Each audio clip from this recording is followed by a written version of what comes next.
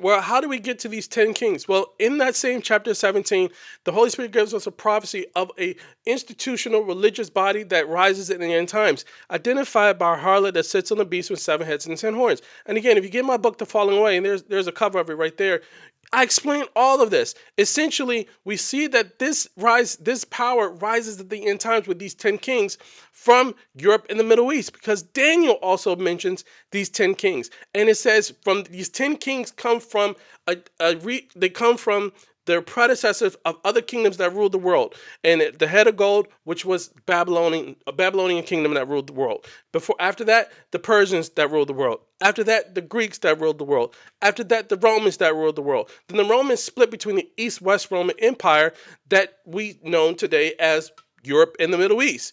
And the Europe and Middle East, or East-West Roman Empire, of those two regions, there's only one place that has 10 monarchs, Europe. So this is the region where the 10 monarchs or 10 kings come from.